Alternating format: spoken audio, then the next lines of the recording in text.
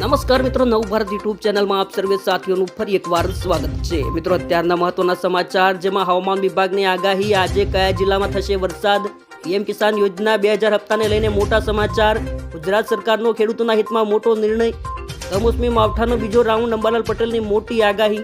ત્યારબાદ મિત્રો, ચોમાસાને લઈને મોટી અપડેટ, કમોસમી વરસાદથી ખેડૂતોને નુકસાન, રાજ્ય સરકાર વળતર માટે મંગાવ્યા રિપોર્ટ, સરકારી કર્મચારીઓ માટે રાજ્ય સરકારનો મોટો નિર્ણય વગેરે અત્યારના મહત્વના સમાચાર જાણીશું। પહેલા જો તમે આ ચેનલ પર નવા છો તો ખાસ મિત્રો આ ચેનલને સબસ્ક્રાઇબ કરી લેજો।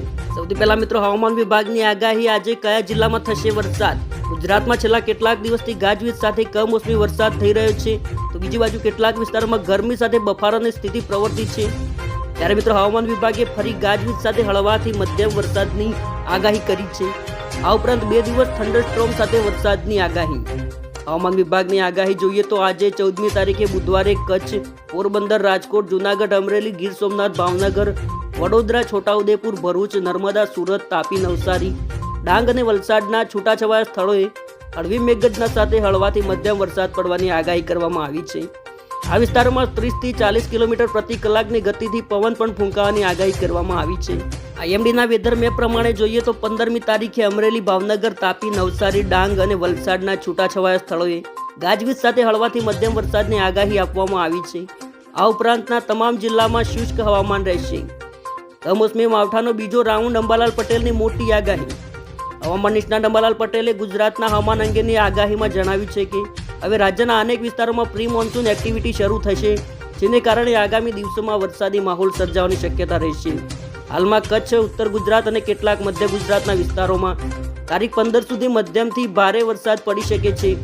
આ સમયે વીજળીના કડાકા, તીવ્ર પવન સાથે છૂટાછવાયા વિસ્તારોમાં આંધી, વંટોળ જેવી પરિસ્થિતિ સર્જાઈ શકે। ત્યારબાદ મિત્રો, ચોમાસાને લઈને મોટી અપડેટ, ક્યાં સુધી પહોંચ્યું ચોમાસું।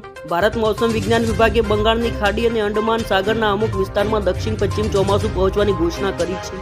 આઈએમડીએ કહ્યું કે દક્ષિણ પશ્ચિમ ચોમાસું 13 મેના રોજ બંગાળની ખાડીના દક્ષિણ ભાગ, અંડમાન સાગરના દક્ષિણ ભાગ, નિકોબાર દ્વીપ સમૂહ અને ઉત્તરી અંડમાન સાગરના અમુક ભાગમાં આગળ વધી રહ્યું છે।